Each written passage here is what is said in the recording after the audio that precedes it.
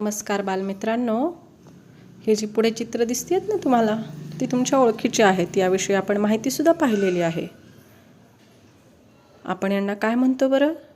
चिन्ह, हो की नाही? बघा, पहिलं चिन्ह आहे बरोबर पूर्णविराम आणि दुसरं आहे प्रश्नार्थक. प्रश्नचिन्ह, पूर्णविराम आणि प्रश्नचिन्ह. बोलताना वाक्य पूर्ण झाल्यानंतर आपण क्षणभर थांबतो, है की नाही? आणि मग दुसरं वाक्य बोलायला सुरुवात करतो. थांबण्याची ही जागा दाखवण्यासाठी आपण जे लिहिताना चिन्ह वापरतो ना, ते असतं हे पूर्णविराम चिन्ह. आणि कोणाला प्रश्न विचारायचे असतील तर ते लिहिताना त्यालासुद्धा एक चिन्ह द्यावं लागतं. ही दोन्ही चिन्ह आणि या चिन्हाविषयीची चर्चा आपण केलेली आहे. आज आपण तिसरं चिन्ह बघणार आहोत. बघूया कोणतं आहे ते. त्या चिन्हाचं चित्र असं आहे. याला आपण स्वल्पविराम असं म्हणतो. काय म्हणतो? स्वल्पविराम. बघा मित्रांनो, एका वाक्यात मध्ये मध्येही आपण किंचित थांबत असतो बघा. कधी दोन शब्द वेगळे काढण्यासाठी, तर कधी श्वास घेण्यासाठी. थांबण्याच्या जागा स्वल्प म्हणजे छोट्या असतात आणि त्या आपण स्वल्पविराम या चिन्हानं दाखवत असतो. काही ठिकाणी बोलताना थांबावेच लागते, तर काही वेळा थांबणे न थांबणे हे वाक्याच्या अर्थावर पण अवलंबून असतं. आणि जिथं थांबावेच लागते ना, म्हणजे स्वल्पविराम जिथे वापरावाच लागतो, अशा जागा आपण पाहूया. बघा, तुमच्या समोर 3 वाक्य आहेत. हा आंबा मोठा पिवळसर आहे.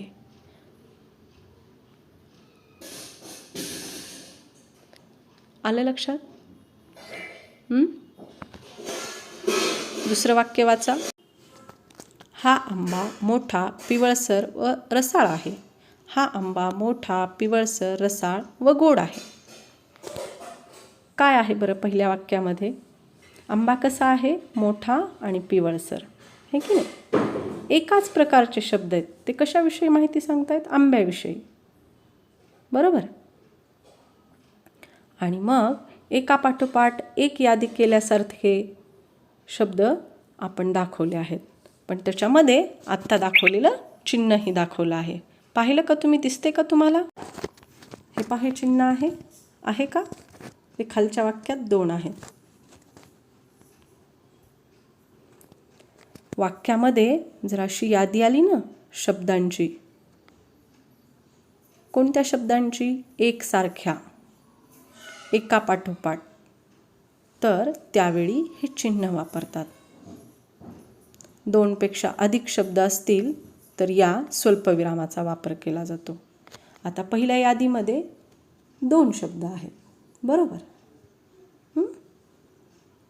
आहेत का बघा? आहेत. तिसऱ्या यादीमध्ये किती शब्द आहेत? 2 पेक्षा अधिक.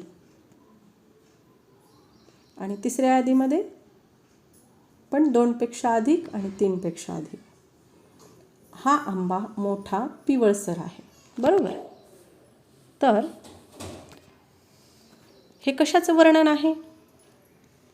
आंब्याचंच वर्णन आहे, हे की नाही? मग मोठा आणि पिवळसर आंब्याविषयीच माहिती सांगितली आहे. मग इथे पण आपण स्वल्पविराम द्यायला हवा ना? हो, नक्की द्यायला हवा. म्हणून हा आंबा मोठा पिवळसर आहे. बघा, मी किंचित थांबले होते. आता 2 पेक्षा अधिक शब्द आलेत का? होय, आलेत. हा आंबा मोठा पिवळसर व रसाळ आहे. पुन्हा हा आंबा मोठा पिवळसर रसाळ व गोड आहे. बघा, 2च शब्द असतील तर व आणि नाही जोडू शकतो. आणि यादी संपल्याचं आपल्या लक्षात यावं म्हणून आपण ते स्वल्पविरामाऐवजी कशानं जोडलेलं आहे? वनी. शेवटी पण वनी जोडले, दुसऱ्या वाक्यात पण वनी जोडले. म्हणजे काय? यादी संपल्याचे लक्षात यावे म्हणून शेवटचे 2 शब्द स्वल्पविरामाऐवजी आणि किंवा वनी वापरून वेगळे दाखवले जातात. पण वर्णन हे त्याचंच असतं. आणि तो शब्दही एकसारखा असतो दुसऱ्या शब्दांसारखा. म्हणून स्वल्पविराम हा एकसारखे शब्द आल्यानंतर यादीमध्ये किंवा एकापाठोपाठ एक यादी केल्यासारखे आले तर ते एकमेकांपासून वेगळे दाखवण्यासाठी आपण या स्वल्पविरामाचा वापर करतो. बघा, पहिलं वाक्य, दिनदर्शिकेत वर्षे, महिने, वार व दिनांक आलेले आहेत. एकसारखे आहेत की नाही? दिनदर्शिकेमध्ये हे एकसारखे शब्द असतात की नाही? वर्ष असतं, महिने असतात, वार असतात. मग इथे कुठे स्वल्पविराम यायला हवा विचार करा.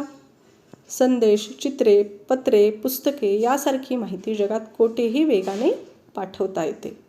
टोमॅटो, कांदा, कोथिंबीर अगदी बारीक छान चीर. इथे सुद्धा एकसारखे शब्द कोणते आहेत पहा, निरीक्षण करा. मनात विचार करा की कुठे कुठे स्वल्पविराम असायला हवा. आपण आत्ता सांगितलेल्या नियमानुसार एकसारखे शब्द, हो, शेवटच्या 2 शब्दानंतर स्वल्पविराम देतात का? शेवटच्या शब्दानंतर स्वल्पविराम देतात का? नाही. बघा, हे अशा पद्धतीने येईल. हे दिनदर्शिकेत महिने, वार, वरिने, वार व दिनांक आलेले आहेत ना? दिनदर्शिकेत वर्षे, महिने, वार व दिनांक आलेले आहेत. दिले का? शेवटच्या शब्दाला स्वल्पविराम दिलाय का? कारण तिथे थांबण्याची आपल्याला गरज नसते. दिनांकला दिलाय स्वल्पविराम? नाही. दिलाय का? आणि शेवटचे 2 शब्द आपण स्वल्पविरामाऐवजी कशाने जोडलेत? व नी जोडलेत इथे. बरोबर?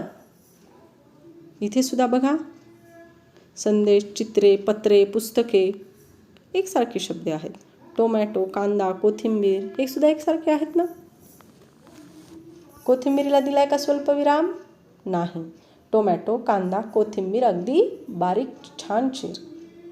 थांबण्याची गरज वाटली नाही. आता पुढील वाक्य पाहूया. चिंटू शाळेची घंटा वाजली की घाईघाईने अंघोळ उरकून गणवेश घालून धावपळीत शाळेत जायचा. बघा मित्रांनो, वाक्यामध्ये केवळ शब्दच पाठोपाठ येतात असं नव्हे बरं का, तर वाक्यात अनेक लहान लहान वाक्य किंवा वाक्यांचे तुकडे पण असतात. ते दाखवण्यासाठी सुद्धा स्वल्पविरामाचा उपयोग हा केला जातो.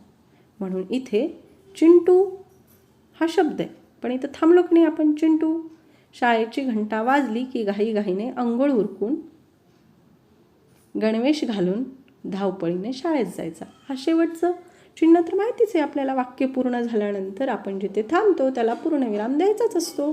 तो आपण नियमाप्रमाणे दिलेला आहे, हे आपण मागेच शिकलो. विस्कटलेले केस, पडलेले डोळे, चुरगळलेले कपडे पाहून मुले हसायची, चिडवायची.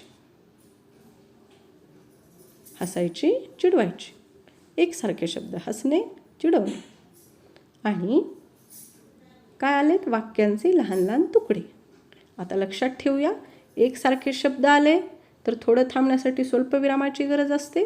तसेच एका वाक्यामध्ये जर वाक्यांचे लहान लहान तुकडे असतील तर तिथे सुद्धा थांबण्याची गरज असते, तेव्हा आपण स्वल्पविराम देतो. आले लक्षात? आता हे तुम्ही घरी येऊन सोडून आणायचं आहे. मग यात फक्त स्वल्पविरामच द्यायचा आहे का? बघा, यात स्वल्पविराम दिसतोय का? पूर्णविराम दिसतोय का? प्रश्नचिन्ह दिसतंय का? प्रश्न विचारलाय का? कारण तिन्ही चिन्ह आपण आता शिकलेलो आहोत. तर वाचा, वहीवर लिहून काढा आणि बाईंना दाखवा. चला, धन्यवाद.